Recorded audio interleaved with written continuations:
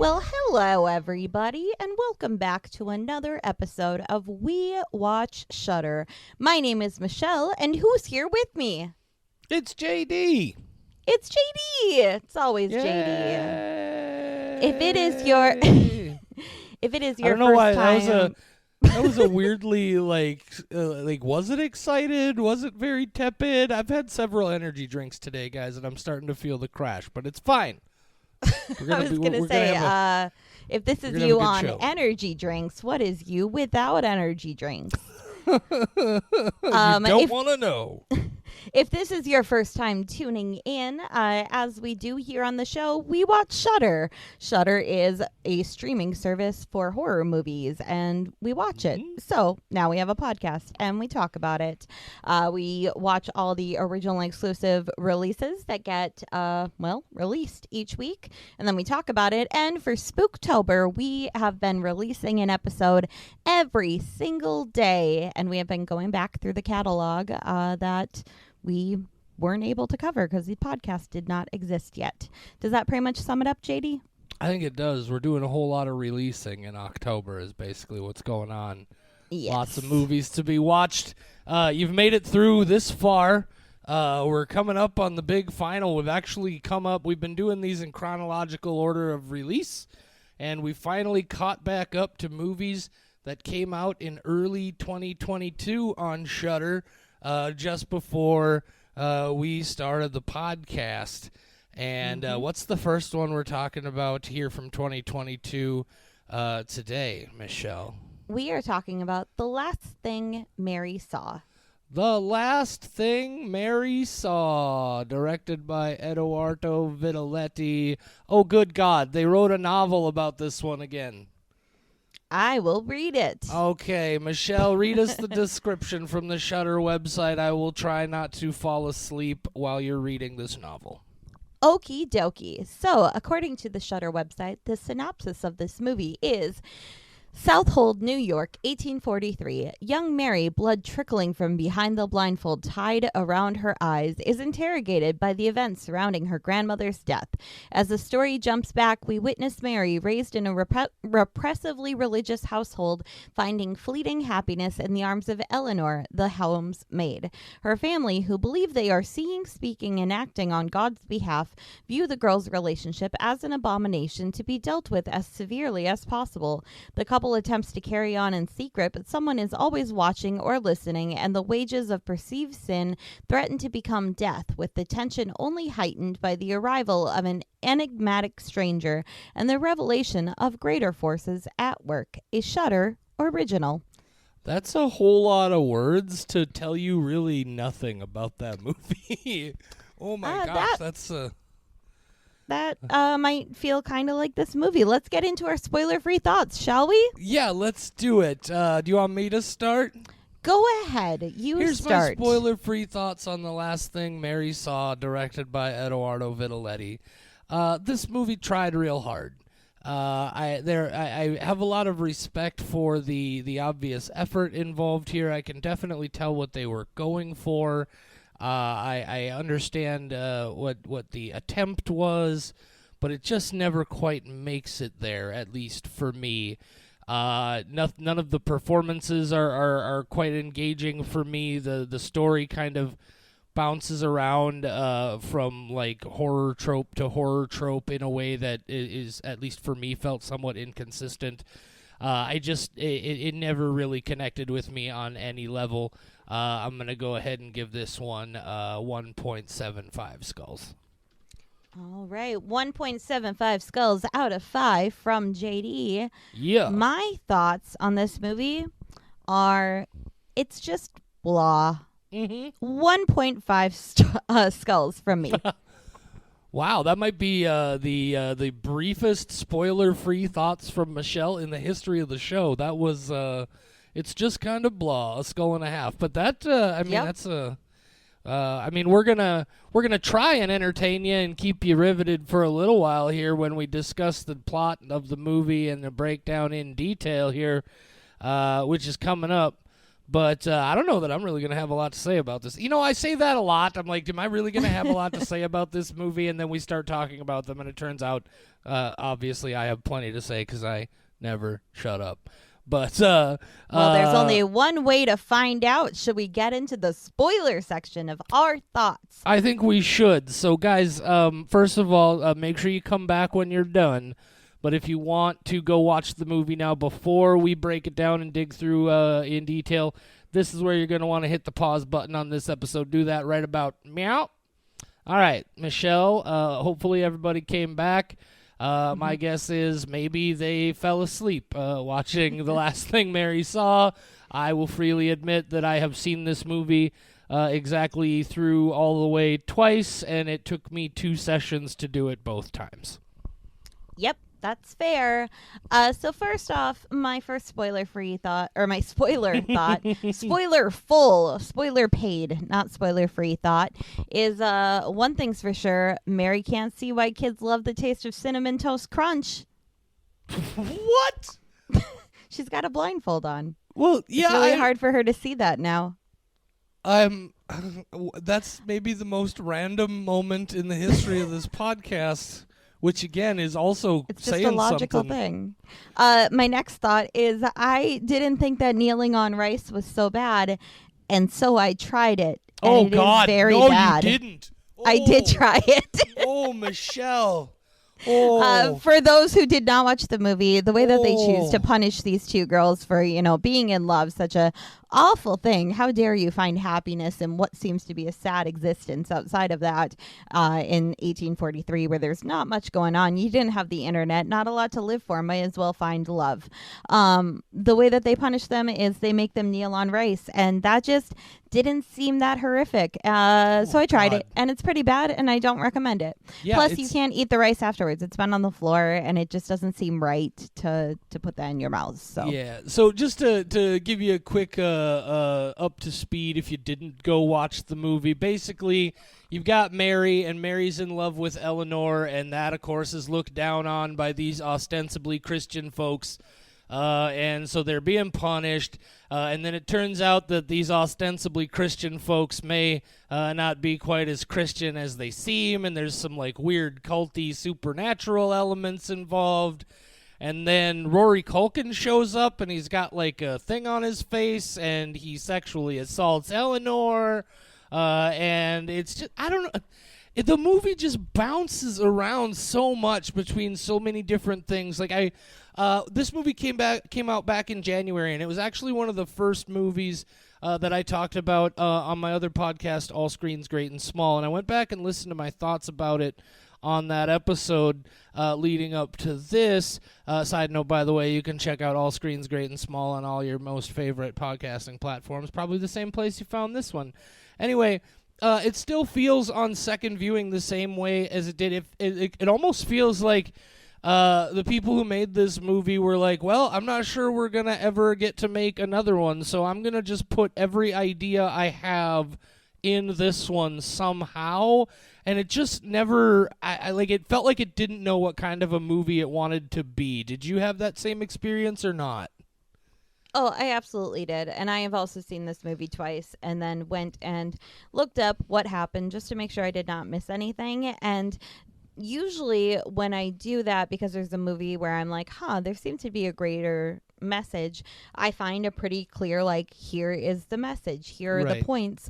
The articles I read about this are basically, we also have questions, and was the grandmother the devil? Was this book the word of God? Nobody really has a clear answer as to what the message is and what the actual reality of their situation is, and it just seems to wander so much that even the people who are smarter than me and spend a lot of time breaking down movies couldn't figure out exactly what the message is. It just kind of went over everybody's heads, and that just, if all of us are having that experience, that means that you did not do what you were trying to do. Well, and let's maybe not let's not give it too much credit by saying it went over our heads, but let's not also necessarily drag it down by saying it went below. It just went past us. Let's put it that way. Yes, I like that idea. The past us.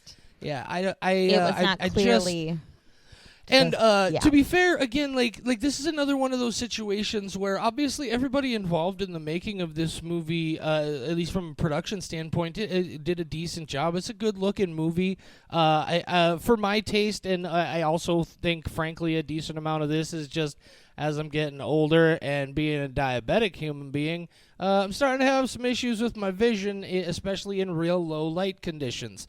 And there were some scenes in this movie that are deliberately lit very sort of in a very muted way, and it was kind of difficult to see things. That's not necessarily a problem with the movie. I got to hold up to that myself.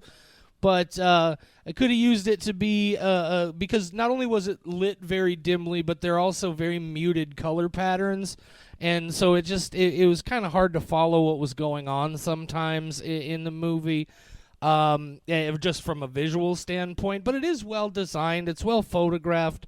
The big thing here is, like, all of the performances seem so, like, even in the most aggressive, or not even aggressive, but the most emotionally heightened of times in this movie, the performances all still seem very unnaturally subdued from everybody through the entire movie, which makes me wonder if that was some sort of deliberate directorial decision, and if so, why? Or maybe that's just, I don't know, my experience of it, and I don't know. How did you feel about that? No, I completely agree. I think that's part of why this movie didn't really work for me, because there's no like high and low point. It is all just very subdued, and even when things are happening, you know, the more exciting parts where people are getting shot, it's still just like calm reactions from everybody almost. The ending of this movie, where it does start getting into the part about the silence and the grandmother's fingers moving and Rory Culkin shows up. Side note, there's so many Culkins. I had no idea there were this many Culkins. He is the third Culkin I know of. There's five. There's five. There's five? I believe so, if I Googled correctly. I know of 3 who are actors, so maybe the other 2 are not actors. Maybe anyway, too many. Too many. How we watch Culkins. Well, apparently it is, because I've seen a lot of Culkins. Yeah, there's at least 5 according to Google. But yeah, so even when like all that stuff is happening, I found it interesting. I found those plot points interesting. I found the delivery so subdued that it made me stop caring. Like the stranger showing up and saying, you know, what can you give me for this, and sexually assaulting her, and everybody has to remain silent. And the silent scene is pretty cool, but it's not like anybody really is fighting against that silence the way that I would expect them to. It seems like they might have just chosen to be silent regardless. This whole movie is so subdued that it doesn't have the impact that I think it should. Well, and what makes me think that might be sort of a deliberate choice also is what you were just talking about there. Is thematically, obviously, this movie is very much about silence, right? It's about things that are going unspoken. It's about not talking about certain things. There's that whole exchange towards the end of the film where Mary shouts at her father, you know, could you say something, please? You know, and so I understand, I think thematically what they were trying to do there. I just think it was unfortunately a not successful decision. I feel like there's definitely a better movie here in these ideas. It needs a little bit more exposition. I don't need the full novel. You know, I don't need a whole backstory, but I need more than what they gave me. With regard to the book and how it ties in here. Like, the father's just like, oh, like is it actually a cursed book, or is it just a book that happens to tell some not particularly Christian stories that has some influence in that way? I don't know. It's that level of ambiguity where it's too much. And so, yeah, I think there's a better movie here. We just unfortunately didn't get it. Yeah, and this is Eduardo Vitelletti's first movie that he has Right. directed and written, his first full movie. So I feel pretty confident that there is a possibility that what he does in the future will be better because Yeah. like you said, there are parts of a good story in here. There is a delivery that did not work out, and maybe he even realized that and could not reshoot the entire movie. Once he saw it, he went, oh no, this is all very subdued and I did not mean it to be this subdued. He could have even realized his own mistake. But I think in the future, he's not somebody I'm gonna write off. This just Oh didn't yeah, land. absolutely. Yeah. And I again just having gone back to check out my my previous thoughts from all screens. That's a very similar comment that I had in there. I'm definitely going to be interested in seeing what he does in the future. I also wonder if maybe this is because there's very much an auteur drive in filmmakers, right? There's this drive to be the creator in full and very much, you know, in addition to singer-songwriter, you have the writer-director. And I just wonder if maybe this is a case of, you know, maybe there's a good story idea here, but he could maybe use some help just in the overall actual scripting and plotting of taking that story and turning it into a functional movie. Yep. I agree. Yeah, so the last thing Mary saw, I guess, you know, it's there certainly have been people who have enjoyed the film more than we did, and I don't think we're saying that it was a bad film by any means. So you may enjoy it, especially, again, it's sort of a period piece, mid-1800s. In fact, takes place, looks like 1843, according to what I'm looking at here. And so it definitely, you know, might appeal to some of you out there. I certainly don't think you should avoid it specifically, but I also don't think it's one you need to run out and see right away. I agree. Well, then, I think that's about. I have nothing more to say. Yeah, we made it to 17 minutes on the last thing Mary saw, which frankly is about 12 minutes further than I thought we were gonna make it. So I think we're gonna call that a good one. Yep. We still got several more Spooktober episodes to come here this month, you guys. Thank you for sticking with us through the month. Thank you for bearing with our very, very clunky and green as goose shit early episodes that you got to go back and experience in the early part of the month. I think they're delightful. They are. I mean, it's definitely it's like, oh look, they were just a couple of young wannabe podcasters who just I feel had an like idea. I relate to Eduardo Vitelletti of like that was our first attempt. Right. We had better things to come. Right. You know, like we understand that feeling. There can only be improvement unless there Absolutely. isn't, and then there's Side note, by the way, disaster. it's definitely not October when we're recording this. Is that still a joke that we're doing this deep into the month? Well, we only have 5 days to continue Right. making that joke. Maybe we will get through all of them in September, and then none of our October Spooktober episodes would have been recorded in October, and I kind of like that. So we should I think that's, we're going to have to push real hard to get that done here. Spoiler alert, this is one of 3 we're recording right now, this same night, September 25th. Oh, no. They know too much. They know too much. They wish we would just stop talking about it, but it'll never happen. Even in November. Hey, guys, it's not Right? October when we're recording this. Side note, we didn't record all those Spooktober episodes in October, by the way. I don't know if you... We All can right, start recording so, next Spooktobers in November. Oh, good times. That's the last thing Mary saw. Say goodnight, Michelle. Good night, Michelle.